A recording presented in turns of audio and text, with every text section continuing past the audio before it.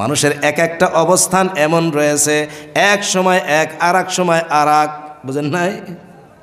আমার এই দেহটা দেহা হওয়ার আগে কোথায় ছিল, আমি কোন জায়গার বাসিন্দা ছিলাম?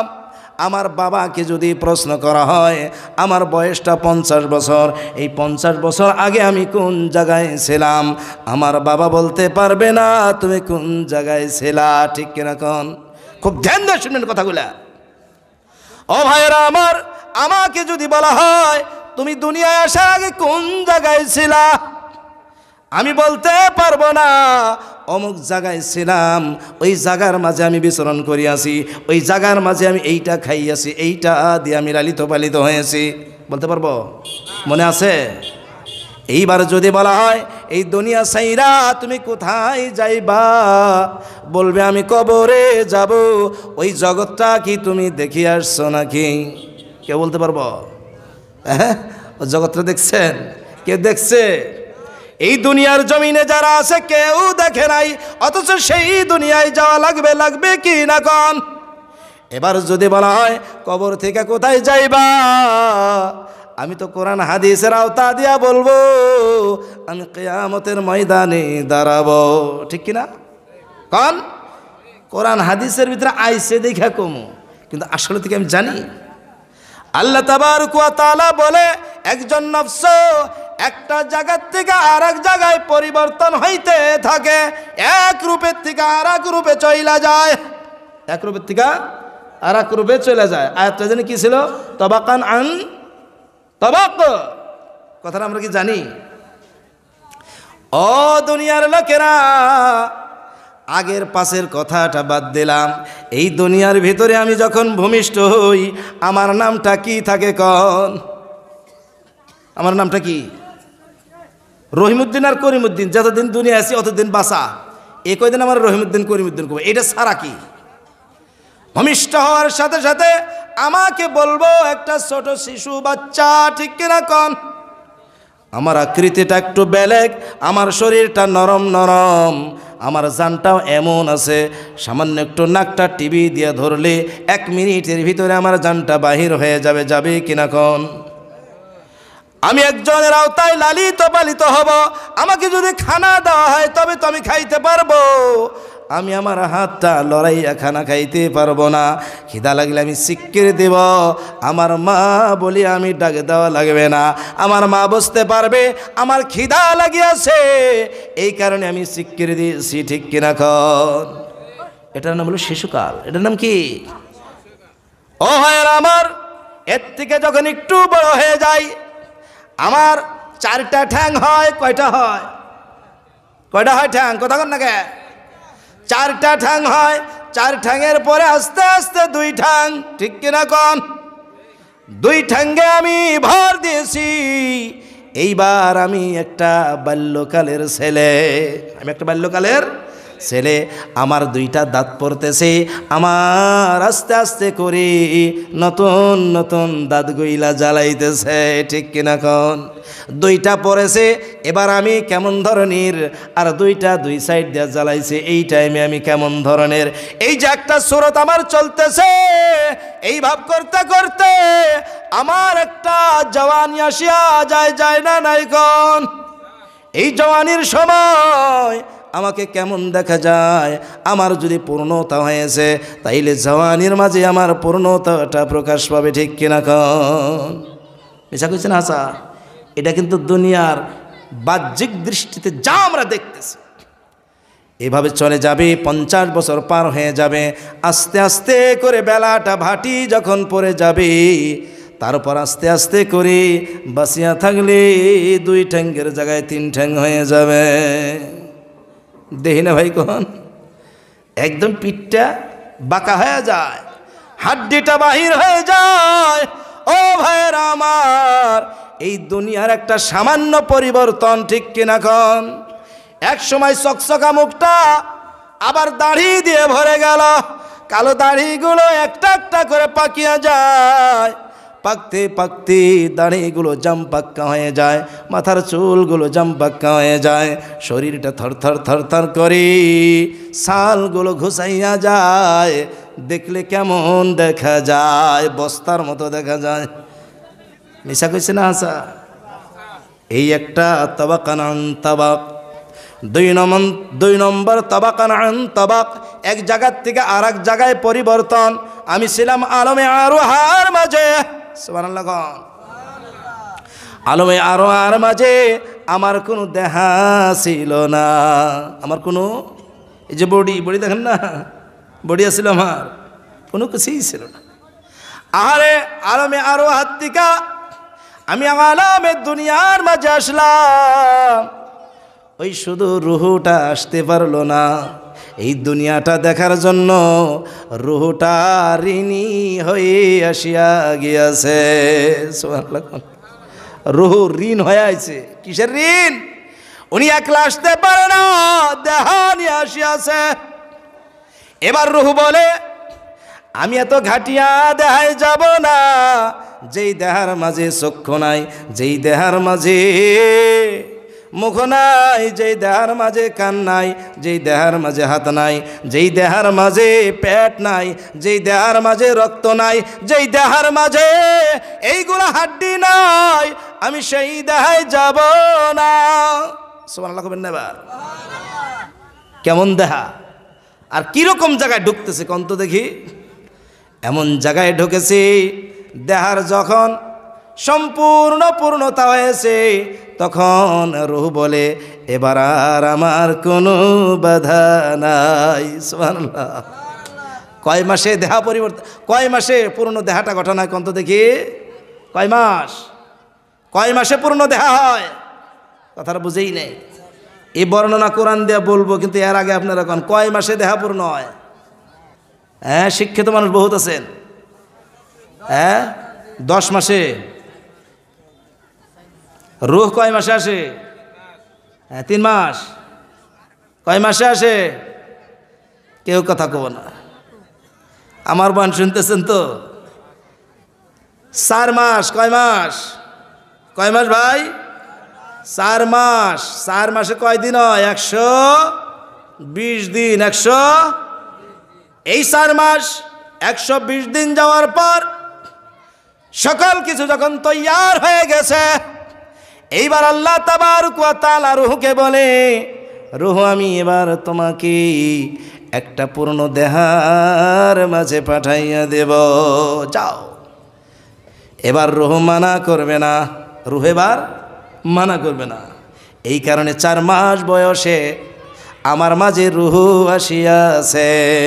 এবার বলবো আমার 4 মাস বয়স মানে মায়ের পেটে 4 মাস বয়স, ভূমিষ্ঠ হওয়ার পরে না, মায়ের পেটে 4 মাস বয়স হওয়ার পর আমার রূহটা আমার মাঝে আসিয়াছে। এমন দস্তি করেছে, এমন তার সাথে আন্তরিকতা করেছে, এই রূহটা দেহা হইতে সহজে সারিয়া যাইতে চায় না। কথাটা বুঝাইছে? এবার আল্লাহ তাবারক ওয়া তাআলার বাক্যগুলো শোনেন। ও পূর্ণ দেহা, তুমি ইনসান, তোমাকে মানুষ হিসাবে আমি তৈয়ার করলাম। এবার তুমি কোন অবস্থায় আছো রে দেহা? এবার তুমি ইনসান কোন অবস্থায় আছো? ও দেহা, তুমি একটু তোমার বর্ণনাটা শুনিয়া নাও।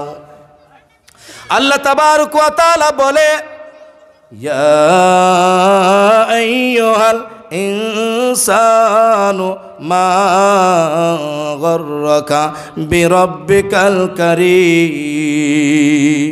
আল্লাহর ফরমান, ও মানুষ, ও দুনিয়ার ইনসান, তুমি এই আল্লাহর রাস্তাটা সারিয়া, তুমি আল্লাহর পথটা সারিয়া কোন দিকে রওনা করলা? কোন দিকে রওনা করলা? কোথায় তুমি যাও?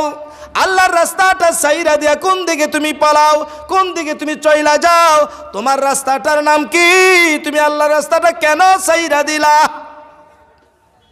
এটা আল্লাহর প্রশ্ন, এটা আল্লাহর প্রশ্ন। ইয়া আইয়ুহাল ইনসান, হে মনুষ্য জাতি, মা গররাকা, তোমাকে কে সরাইয়া দিয়েছে? কোন বস্তুটা তোমাকে সরাইয়া দিয়েছে? বিরাব্বিকাল কারীম, পরম করুণাময় তোমার প্রভুর রাস্তা হইতে। আল্লাহর প্রশ্ন। কথাবার্তা বলতেছেন কেন? বাইরে একটু সিজেলে বসেন তো, আমার কথাগুলা কোরআনের থেকে হবো, হাদিসের থেকে হবো, বাইরের থেকে ইনশাল্লাহ কম না। কাজের সকলকে বলছি একটু ভালো করে বসেন আর খুব কান লাগায় শুনেন। আমার এই কথার থেকে কানটা সরাইবেন না, নাহলে কথাগুলো বুঝে আসবো না। আল্লাহ তাবারক ওয়া তাআলা বলে রব কাকে বলে? রব কাকে বলে? আমরা কাকে রব জানি? রব্বুন শব্দের অর্থ হইল লালন পালন করা। যিনি লালন পালন করে তাকে বলা হয় রব। এই কারণে কোনো কোনো সময়ে পিতা মাতাকেও লালন পালন করার ক্ষেত্রে কোনো সময় রব বলা হয় পিতা মাতাকে। কারণ হলো তারা সন্তানকে লালন পালন করে, সন্তানকে লালন পালন করে। একটা পিতা, একজন মাতা সন্তানকে লালন পালন করে নিষ্ঠুরতা দিয়া না মহব্বত দিয়া? কথাটা কন্ত দেখি। হ্যাঁ, নিষ্ঠুরতা, যার প্রতি দয়া নাই। মহব্বতের দ্বারা যে কত কি দুনিয়ায় হয় এটা ভাষা দিয়া প্রকাশ করা যাবে না, ঠিক? হ্যাঁ, ও ভাইয়ের আমার, একজন পিতা সন্তানের কারণে কয়লার খনিতে ঢুকতে পারে না এখন। এমন একটা জায়গা, যদি সামান্য একটা কয়লার খনির ভিতরে কয়লা কাটার পরে যেই খাম্বাগুলো বানায়, একটা খাম্বা যদি ভাঙিয়া যায় ওই পিতাটার আর বাহির হওয়ার কোনো রাস্তা পাবে না। অনেক লোক সালাঙের কয়লা খনির ভিতরে মানুষ মারা গেছে না? খাম একটা ভাঙ্গে দেবে গেল আর বাইর হওয়ার ক্ষমতা নাই। যে কয়জন গেছে ভিতরে আর বাইর হইতে পারবো না।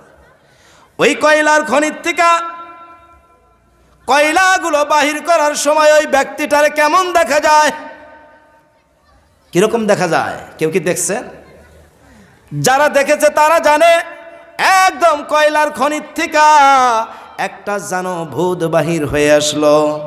এই কষ্ট টাকার জন্য করেছে ওই বাবাটাই দেখেছে আমার ছেলেটা স্কুলে পড়তেছে, কলেজে পড়তেছে, 5,000 টাকা লাগবে, আমি কই থেকে দিব? এই জানিয়া ও ভাইয়েরা আমার কয়লা খনিতে ঢুকিয়া গেছে না এখন। কিছুগুলা বাবা রয়েছে গুয়াহাটির শহরের মাঝে রিক্সা চালাইতেছে। কেন? আমার ছেলেটা ইঞ্জিনিয়ারিং পড়তেছে, আমার ওই বাচ্চাটার টাকা জোগাইতে লাগবে, মাসে দেওয়া লাগবে 10,000। এরকম নাই বাবা? আসলে নাই? ও ভাইয়েরা আমার, একজন মা তার বাচ্চাকে কেমনে করে পালে এই দুনিয়ার কাউকে বোঝানো লাগবে না। এই পালাপোষটা অবশ্যই মহব্বতের দ্বারা হয়, মহব্বত ছাড়া হয় না, ঠিক কিনা কোন? আল্লাহ তাবারক ওয়া তাআলা বলে তোমার প্রভু যিনি লালন পালন করেনওয়ালা, তিনি তো মহব্বতের খনি নিয়ে বসিয়া আছে। আকাশ দিয়া তিনি পালে, জমিন দিয়া তিনি পালে, হাওয়া দিয়া পালে, আগুন দিয়া পালে। দুনিয়ার যত কিছু তুমি দেখো চাইয়া সব কিছু তোমার প্রভুর, তাছাড়া তুমি কারো বস্তু পাইবা না। এই দুনিয়ার জমিনে একটা আপেল ফলের ভিতরে তুমি কামড় লাগাইবা, ওই আপেল ফলটা কে বানাইছে বলিয়া তুমি যদি প্রশ্ন করো, একটাই উত্তর আসবে, আমার আল্লাহ বানাইছে, ঠিক কিনা কোন? একটা ভাতের দানা যদি তুমি মুখে দাও, মুখে দেওয়ার আগে তুমি প্রশ্ন করিয়া নাও, এই ধানটা কে বানাইছে? এই ধানটার চাউল কে বানাইছে? যেই খোসার ভিতরে এই চাউলটা পড়িয়াছিল ওই খোসাটা কে বানাইছে? প্রশ্ন করার সঙ্গে সঙ্গে উত্তরটা আসবে, আমার আল্লাহ বানাইছে, ঠিক কিনা কোন? আঙ্গুরের থোকাই থেকে একটা একটা করে তুমি আঙ্গুর খাও, এই আঙ্গুরগুলো কে বানাইছে? ও ভাইয়েরা আমার, তুমি যেইগুলা বস্তু খাইবা, যেইগুলা বস্তু তুমি পরিধান করবা, এইগুলোর উৎস কে বানাইছে? আল্লাহ ছাড়া কেউ বানাই নাই। চতুর্দিকে চাইয়া দেখো, আল্লাহ তাআলার বস্তু ছাড়া তোমার নজরে আর কোনো কিছু আসবে না, ঠিক কিনা? এই যে মাইকটা একজন আবিষ্কার করেছে, এই মাইকের মাঝে যেই চম্বকটা রয়েছে, এই মাইকটার ভিতরে যেই লোহাটা রয়েছে, যেই তাম্বাগুলো রয়েছে, একজনকে যদি প্রশ্ন করা হয় ওই লোহাটা কে বানাইছে, ওই তাম্বাগুলো কে বানাইছে, ওই চম্বকগুলা কে বানাইছে, উত্তর কি দিবেন ভাই? কি দিবেন কোন? একটাই প্রশ্ন, একটাই উত্তর, ওটা আল্লাহ। ওটা কি? আল্লাহ। সোনা দিয়া মালা বানাইছে, কে বানাইছে? কারিগরে বানাইছে। কানের দুলটা কে বানাইছে? কর্মকারে বানাইছে, ঠিক কিনা কন? এইবার যদি বলা হয় সোনাটা কে বানাইছে, কি করবেন? হ্যাঁ, উত্তরটা কি কন তো দেখি? একটাই উত্তর আসবে, আল্লাহ ছাড়া কেউ বানায় নাই, ঠিক না? পানি দিয়া এই বরফ ফ্যাক্টরিতে কি সুন্দর সুন্দর বরফ বানায়, বানায় না? বানায় না? বরফ কেরা বানাইছে? ওই বরফ ফ্যাক্টরিতে বানাইছে। কি দিয়া বানাইছে? নারকল দিয়া বানাইছে, গাখীর দিয়া বানাইছে। এইবার যদি প্রশ্ন করা হয় পানিটা কে বানাইছে, নারকলটা কে বানাইছে, উত্তর কি দিবেন? হ্যাঁ, আহা, উত্তর আসবে আল্লাহ। এইভাবে যতগুলা বস্তু ব্যবহার করবেন ওর ভিতরে দেখবেন আবিষ্কারকটা একজন ব্যক্তি, কিন্তু বানানেওয়ালা হইল আল্লাহ। সুবহানাল্লাহ। সকল কিছু দিয়ে আল্লাহ তাআলা আমাকে আপনাকে লালন পালন করে। আল্লাহ তাবারক ওয়া তাআলা এই কারণে বলে দিয়েছে তোমার রব হইল করিমুর রব, রব্বে করিম।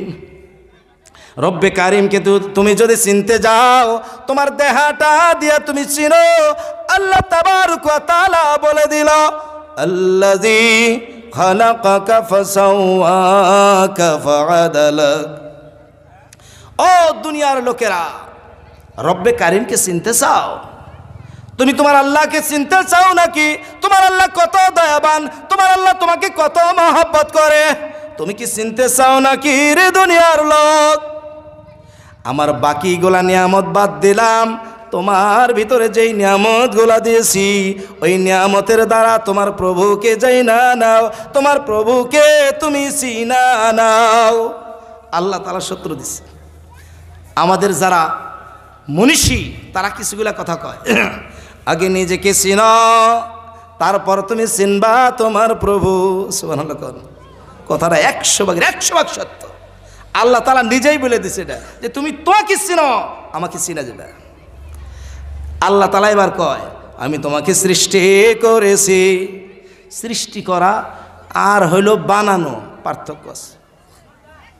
এটার নাম হলো আবিষ্কার করা। এরে আরবিতে কয় সানাআ ইয়াসনাউ থেকে সানাউন, সানাউন। আর একটা হইল সৃষ্টি করা, খালাকা ইয়াখলুক, খালকান, সৃষ্টি করা। মানুষে আবিষ্কার করে, আল্লাহ তাআলা আবিষ্কার করে না, আল্লাহ তাআলা সৃষ্টি করে। কোন সুবহানাল্লাহ। দুনিয়ার সকল লোক বেশির থেকে যদি বেশি হয় একজন আবিষ্কারক হইতে পারে। কিছুগুলো আবিষ্কারককে বলে বিজ্ঞানী, কিছুগুলো আবিষ্কারককে বলে বিজ্ঞানী। মোবাইলটা বানায় নাই, আবিষ্কার করেছে, তার নাম দিয়েছে বিজ্ঞানী, ঠিক না? গাছ বৃক্ষ তরুলতা আবিষ্কার করছে না সৃষ্টি করছে? গাছ বৃক্ষ তরুলতা আল্লাহ তাআলা সৃষ্টি করেছে। এই কারণে আল্লাহ তাআলা হইল খালিক, গাছ বৃক্ষ তরুলতা হইল মাখলুক। মানুষ ওই রকম একজন মাখলুক, আল্লাহ তাআলা হইল খালিক। সুবহানাল্লাহ। আল্লাহ তাআলা বলেছে তোমার কোনো অস্তিত্ব ছিল না, তোমাকে কেউ তালাশ করে পাইতো না, তোমাকে আমি সৃষ্টি করেছি, তোমাকে আমি সৃষ্টি করেছি। রহস্যগুলো অনেক সময় লাগে বলতে। ও ভাইয়েরা, আমার সময় কম। এবার আল্লাহ তাবারক ওয়া তাআলা বলে ফাসাওয়াকা, তোমার দেহটা আমি সৃষ্টি করেছি। শুধু সৃষ্টি করি নাই, তোমাকে যে বানাইছি এর মাঝে তুমি তালাশ করে দেখো আমি ঠিক ঠিক বানাইছি। সুবহানাল্লাহ বলবেন না? ঠিক ঠিক বানাইছি। ঠিক ঠিক মানে ঠিক ঠিক কারে কয়?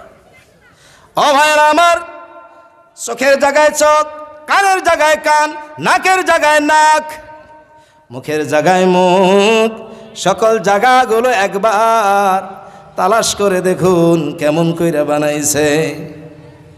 দুইটা চোখ এমন জায়গায় দিছে, নাকটা কোন জায়গায় দিছে, মুখটা কোন জায়গায় দিয়েছে। ও ভাইরা আমার, হাতটা কোন জায়গায় দিয়েছে, পাওটা কোন জায়গায় দিয়েছে। একটা হাত আর একটা পাও মেজারমেন্ট করুন, এক একটু মাপামাপি করে দেখুন। দুইটা হাত এক সমান বানাইয়া দিয়েছে না নাই কন? দুইটা ঠ্যাং এক সমান বানাইয়া দিয়েছে, দুইটা চক্ষু এক সমান সমান, নাকের ফোড়া দুইটা এক সমান সমান, ঠিক কি না কন? দাঁতটা যদি মাঝখানে ভাগ করেন, এক সাইডে যত ধরনের আছে আর এক সাইডে তত ধরনের আছে। এই দিকে আছে 16টা, এই দিকে আছে 16টা, সর্বমোট 32টা দাঁত রয়েছে, ঠিক কিনা কন? মিশা কইছি না হাসা? ও ভাইরা আমার, এক এক করে তালাশ করে দেখুন একটা মুখের ভিতরে কয় ধরনের দাঁত রয়েছে। একটা সাধারণ হিসাবে সামনে রয়েছে, দেখতে খুব সুন্দর দেখা যায়, তার সাথে সাথে লাগানো একটা দাঁত রয়েছে একদম চুক্কা খাড়া হয়ে রয়েছে, ঠিক কিনা কন? সুইয়ের মতো লাগে, মনে হয় এর মাঝে যা দিবা সকল কিছু ক্ষয়বার করে দেবে, সব কিছু পয়মাল করে দেবে, ঠিক কিনা কন? হ্যাঁ, হাড্ডিগুলা দেন্নার সাথে একদম চটকানি দিয়ে ওকে ফাটায়া ওর ভিতরের মজ্জা পর্যন্ত বাহির করে দিবে, দিবে না নাই কন? এর সাথে সাথে ওই হাড্ডির মজ্জাগুলো খাইবেন, সাবাইয়া সাবাইয়া খাইবেন। পাটার মতো কিছুগুলা দাঁত বানাইয়া দিছে না নাই কন? পাটার মতো বানা নাই, সেইসা সেইসা রস বার করে খাইবেন। একই মুখে এত ধরনের দাঁত, এ কেমন শিল্পী! ও ভাইয়েরা আমার, চোখের মটকটা আপনি ঘোরাবেন, কোন দিকে ঘোরাইতে চান? কোনো কি ডিস্টার্ব হয় নাকি? কথা বলে না। হাতটা ঘুরাইবেন, একটু ঘুরাইয়া দেখুন একটু কষ্ট হয় কি না। ভাঁজ লাগাইবেন 1 সেকেন্ডের ভিতরে 10 বার। হাতের মুঠি গোলা যেইভাবে আপনি নড়াচড়া করেন না কেন, আপনার সামান্য কষ্ট পর্যন্ত হবে না। আহা, দুনিয়ার লোকেরা আল্লাহ তাআলাকে কোথায় তালাশ করে? নিজের দেহের ভিতরে তালাশ করে দেখো, আল্লাহ তাবারক ওয়া তাআলার আসল রূপটা মিলিয়া যাবে। সুবহানাল্লাহ। এক এক করে তালাশ করে দেখেন কোন জায়গায় কোনটা আল্লাহ অঙ্কন করে দিয়েছে। আল্লাহ তাবারক ওয়া তাআলা শুধু তাই বলে নাই, ফাআদালাক, বিচারযুক্ত বানাইছে। বিচারযুক্ত কেমন? একটু বিচারযুক্তটা তালাশ করে। নাকটা দিয়েছে 2 ইঞ্চি 3 ইঞ্চি, কয় ইঞ্চি? ধরে নেন 3 ইঞ্চি দিগলা। এই নাকটা যদি 10 ইঞ্চি দিগলা করা হইতো কেমন দেখা যাইত? নাকটা যেই জায়গার ভিতরে বসানো আছে এই জায়গায় যদি না বসাইয়া মার্গর নিকটে যদি বসাইয়া দেওয়া হইতো, কন্ত দেখি কি হইতো? চোখ দুইটা যদি পিছনে লাগাইয়া দেওয়া হইতো, কোন দিকে হাঁটতেন? পিছনের দিকে না সামনের দিকে?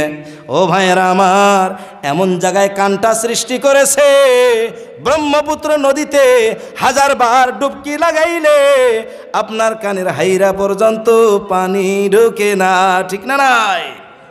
এই যে রাখালগুলো নদীর পানে যাইয়া চরকি ঘুরানি খেলায়, দেখছেন না নাই? ফাল দিয়া চরকির মতো ঘুইরা পানির ভিতরে পড়ে যায়, কানের ভিতরে দিয়া সামান্যতম পানি ঢুকে না। ওই কানটা যদি আপনার এই 2 সাইডে না বানাইয়া যদি মাথার উপরে বানাইয়া দিত রে ভাই, এবার বৃষ্টির পানি আর গোসলের পানি কানের মাঝে যাইয়া যাইয়া আপনার হাইরাটা নষ্ট করে দিত না নাই কন? আল্লাহ বিচারযুক্ত বানা নাই? এমন দুনিয়ায় কোনো জাস্টিস নাই। মানব দেহের সৃষ্টির মাঝে সামান্যতম ভুল ধরতে পারে। আগের যুগের বিজ্ঞানীরা মানব দেহের একটা অঙ্গকে সামান্য ভুল ধরেছে, এই জায়গাটার মাঝে সৃষ্টি করার মাঝে কিছু নকশ রয়েছে, কমি রয়েছে একটা জায়গা। ওটা হইল কানের এই লতিটার মাঝে যেই মাংস দেওয়া হয়েছে, এই মাংসটা অকেজো, এটার কোনো দাম নাই। এই জায়গার মাংস দেওয়ার থেকে না দেওয়াই ভালো ছিল। এটা ফজল হয়েছে, বুঝেন নাই? ফজল বুঝেন তো, অতিরিক্ত। ও ভাই আমার, কানের লতিটা যদি না দেওয়া হয় ওই ব্যক্তিটাকে দেখতে কেমন দেখা যাবে? ঢেঙ্গে ঢেঙ্গে দেখা যাবে না? নাই দেখা যাবে না? যার কানের লতি নাই, মেয়া যদি দেখতে যাবেন, সে পোলার লেগে মেয়া দেখতেছে, যদি দেখলো যে কানের লতি নাই, ওর দেখা যাবে কিবা? ডেঙ্গে ডেঙ্গে দেখা যাবে না? ও ভাইয়ারা আমার, একটা সুন্দরী নারীর ওই কানের লতির মাঝে একটা যদি সোনার ঝুমকা লাগাইয়া দেওয়া হয়, ওই সোনার ঝুমকাটা যদি আপনাকে দেখায় একটা মিসকে হাসি দিয়ে দেয়, আমার তো মনে হয় এমন কোনো জওয়ান নাই ওই ঝুমকাটা দেখিয়া একটু মনটা মাইল না হবে। ঠিক কিনা কোন? এটা কি ফজল? এটা কি ফজল? এই কামার, যারা কামার বুঝেন নাই, কাম করতে করতে করতে করতে হঠাৎ করে মানে তপ্ত লোহার ভিতরে এই আংলি লেগে গেছে, তপ্ত লোহায় আংলি লাগছে। এই তপ্ত লোহায় আংলি লাগার পরে এই লোহা, এই আংলিটার জ্বলনের থেকে ওই মুহূর্তে বাঁচানোর জন্য কি করবো কোন তো দেখি? হ্যাঁ, লগে লগ রেজাল্ট, ওটা হলো কানের লতিতে হাত দিয়ে দেন। কোন জায়গায়? কানের লতিতে। প্রমাণ করে দেখে, সঙ্গে সঙ্গে 50% আরাম, সঙ্গে সঙ্গে। কিন্তু দেহার অন্য কোনো জায়গায় হাত দিলে এই আরাম পাবেন না। তাহলে কি কানের লতিটা বানান কি বেশি হয়েছে? বেশি হয়েছে?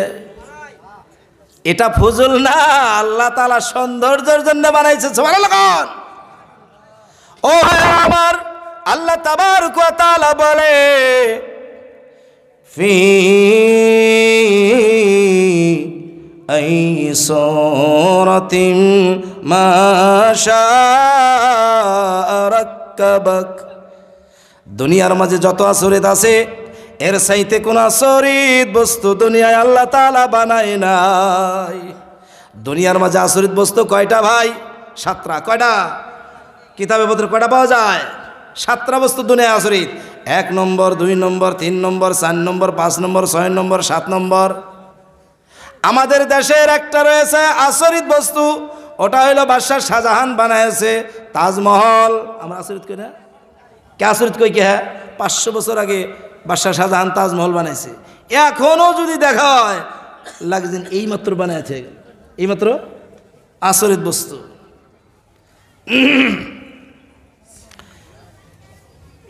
শূন্যর উপরে যেটা ফুলের বাগান, বেবিলনের শূন্যের উপরে ফুলের বাগান, তলে মাটি নাই, তলে মাটি নাই, এই শূন্য হাওয়া, এর উপরে ফুলের বাগান সাজাইছে।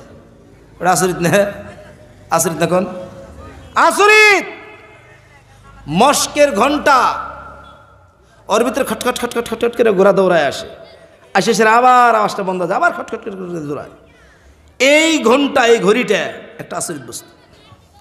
রোদস আর সাইপ্রাস দ্বীপে, 2টা দ্বীপে ঠ্যাং রাখা একটা পিতলের মূর্তি। 2টা দ্বীপ, বিশাল বড় বড়, বহুত দূর দূর থাকা 2টা দ্বীপ।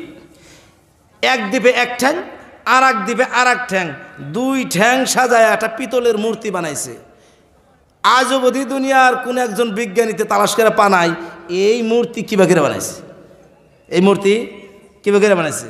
এবার শোনা যায় যে একটা ঠ্যাং ভাঙ্গা পড়ছে, পৃথিবীর দুনিয়ার কোনো ব্যক্তি নাই ওই ঠ্যাংটা আবার লাগায়া ওই দ্বীপে তৈয়ার করে দেবে। এই মূর্তিটা ছিল আসরিত, মূর্তিটা ছিল আসরিত। চীনের প্রাচীর, চীনের প্রাচীর দেখছেন, শুনছেন কিটা? যে 6টা ঘোড়া যদি একসঙ্গে ওই প্রাচীরের উপর দিয়া, ওয়ালের উপর দিয়ে যদি দৌড়াইয়া যায়, একটা ঘোড়া একবারের জন্য পড়ব না, একসঙ্গে 6টা ঘোড়া দৌড়ায় যাবে। হাজারো মাইল এর দূরত্ব। এই ওয়ালটা কেরা বানাইছে, কিভাবে করে বানাইছে, আজও তালাশ করে বানায়। অত আসরিত, এগুলা আসরিত বানাইছে কারা? মানুষে বানাইছে কারা? কথা কয় না, মানুষে বানাইছে, আমরা নাম দিছে আসরিত। ও ভাইরা আমার, এবার আল্লাহ তাবারক ওয়া তাআলা বলে, এই দুনিয়ার যত চরিত্র রয়েছে একটা আল্লাহর নিকটে কোনো আচরিত নয়, কোনো মানুষের কাছেও আচরিত হইতে পারে না। কোনটা আচরিত? আল্লাহ তাবারক ওয়া তাআলা বলে, তোমার যেই সুরতটা আমি বানাইলাম, যেই তোমার আকৃতিটা আমি বানাইছি, যেই তোমার দেহার গঠনটা আমি বানাইছি রে দুনিয়ার মানুষ, তোমার জন্য যেইটা নির্দিষ্ট করিয়া রাখিয়াছিলাম এই আকৃতিটাই তোমাকে দিয়েছি, এর বাহিরে আর আমি কাউকে দেই নাই। তোমার এই আকৃতিটা নিয়া দুনিয়ার জমিনে তুমি চলাফেরা করো, একটা দেশের মাঝে চলাফেরা করো, তোমার বাড়ি তো নাই নাই নাই, তোমার গ্রামেও পাওয়া যাবে না, তোমার গ্রামে তো পাওয়া যাবে না, তোমার জেলার মাঝে পাওয়া যাবে না, তোমার জেলার মাঝে তো পাওয়া যাবে না, তোমার দেশের মাঝেও পাওয়া যাবে না, তোমার দেশের মাঝে পাওয়া যাবে না, তোমার মহাদেশের মাঝেও তুমি পাইবা না। সারাটা দুনিয়া খুঁজিয়া তালাশ করে দেখো, তোমার মতো রহিমউদ্দিনের চেহারাটা আল্লাহ দুনিয়ার কাউকে দেয় নাই। সুবহানাল্লাহ। এই জামানায় না শুধু আদম থেকে বর্তমান পর্যন্ত তালাশ করতে থাকো, তোমার ছবিটা কোথাও পাবা না, তোমার আকৃতির কোনো মানুষ পাবা না। এই আদম থেকে বর্তমান নয়, কিয়ামত পর্যন্ত তালাশ করতে থাকবারে মানুষ, তোমার মতো আকৃতিটা আমি কাউকে দেই নাই। সুবহানাল্লাহ কইবেন না বা? আমার এই আকৃতিটা নিয়ে আমি কত জায়গায় ঘুরবো, আমার ফটোটা নিয়ে আমি কত জায়গায় ঘুরবো, আমার মতো মানুষ পাওয়া যাবে না, আমার মতো মানুষ পাওয়া যাবে না। ও ভাইয়েরা আমার, এই মতো মানুষ কেন পাওয়া যাবে না? আমার মতো মানুষ আল্লাহ কেন বানায় নাই? একবার কি আমি কোনোদিন লক্ষ্য করেছি?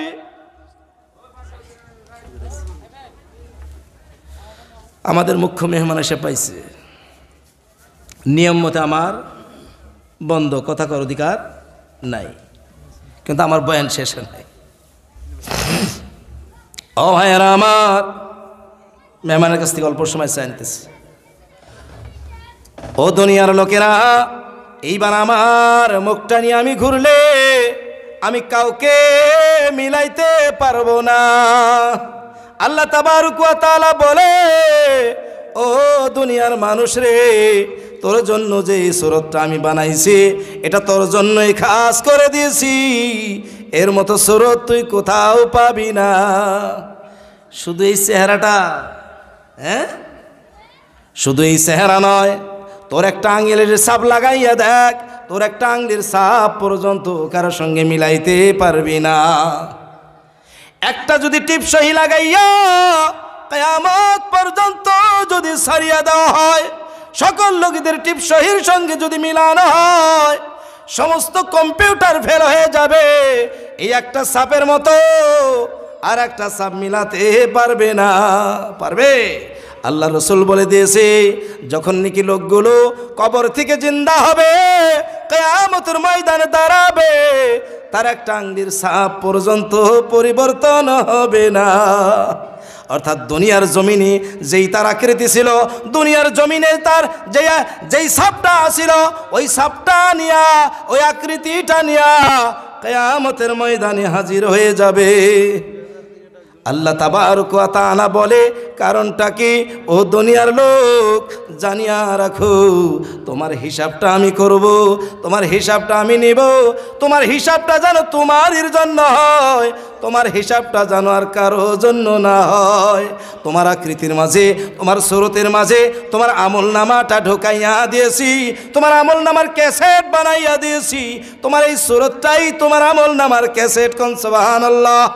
কিয়ামতের ময়দানে তোমার এই সুরতটা দেওয়ার পর তোমার আমল নামাটা তোমারই হাতে আসবে, কারো হাতে যাবে না। ও ভাইয়েরা আমার, অত্যন্ত মজার এই আয়াতের তাফসীর। দুর্ভাগ্য যে আমার সময় বহুত কম। কিয়ামতের ময়দানে এই সূরত কারো সাথে মিলবেও না, আর আমার আমল নামা আমার কাছ থেকে নকল করে কেউ নিতেও পারবে না। আমল নামা কার কাছে কিভাবে আসবে এর বিশাল তাফসীর রয়েছে। আল্লাহ তাবারক ওয়া তাআলা যার যার আমল নামা তার তার কাছে পৌঁছাবো কেমনে? কথাগুলো বুঝে আসে না? অফিস আদালতের ভিতরে একজনের মাল আর একজনের হঠাৎ করে যায় না, যায় না, ভোলা যায় না, যায়। একজনের সার্টিফিকেটে, একজনের মার্কশিটে আর একজনের নম্বর হঠাৎ করেই বসে যায়, হঠাৎ করেই বসে যায়। কিয়ামতের ময়দানে ভাই আমি যেখানে করছি আমার এই সুরতের ভিতরের থেকে, আমার আকৃতির ভিতরের থেকে, আমার আমলনামার বাহিরে অন্য কারো আমলনামা বাইরে হবে না। আর এই কারণে আল্লাহ তাবারক ওয়া তাআলা আমার সুরতটা কারোর সাথে মিলায় নাই। আর আল্লাহ তাআলা ওই কথাটাই বলেছেন, তোমার যেই সুরত আমি নির্দিষ্ট করে তোমার জন্য বানাইছি এই সুরত আমি কাউকে দেই নাই।